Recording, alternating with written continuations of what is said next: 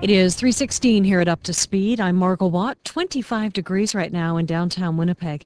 As Hurricane Ike bears down on Texas, people along the Gulf Coast are boarding up their homes and heading north.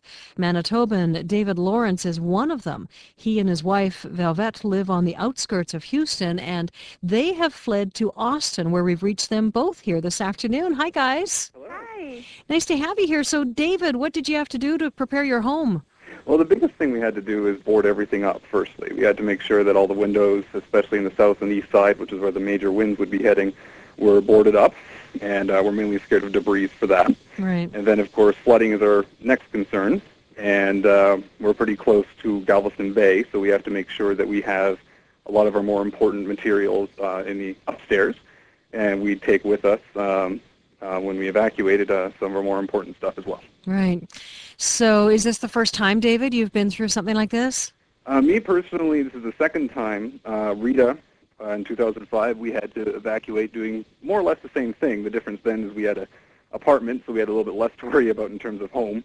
But we did evacuate to Austin as well. Right. Velvet, how about you? How much experience have you had around hurricanes? Actually, since I was 5 years old, I've been through Alicia, Gilbert, and of course Rita, and now Ike. Wow. You know, when we watch this on the news and I see people getting ready to go, and often they seem so calm and orderly, are you almost used to it? Actually, this was the most organized evacuation I have ever experienced. When Rita hit, it was pretty chaotic. 45 was just utterly packed. Nobody was able to get out. A lot of people were scared that the hurricane was going to kill thousands upon thousands of people on 45 because they were stuck on the road and they couldn't do anything. Luckily for us in Texas, they had missed us. But this time, the day before, yesterday, about 2 days ago, they had voluntary evacuations, and people took those warnings and heeded and left. And yesterday, they had mandatory evacuations for certain zip codes, and that's when David and I left. Right.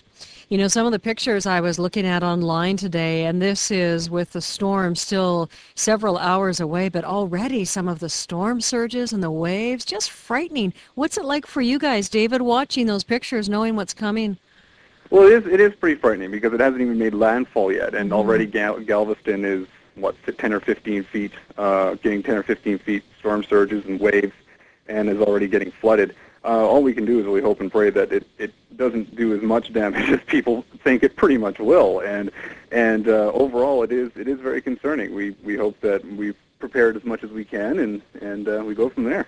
And that gives you a real idea of how huge this thing is, right? It's massive. It covers almost the entire Gulf. Exactly. It takes up the whole day. Yeah. So, Velvet, what are you telling David about how to survive a hurricane? What he should be doing? What advice are you giving him? Oh, I tell him, calm down, Canadian. You Never have an seen this expert before. here. No, David's been awesome. I've gone over with certain things that we need to do to take photos of everything that we own in the house. Get together a hurricane kit that has canned food, flashlights, radios, our passports especially, gas tanks, and so we were pretty prepared this time. Definitely.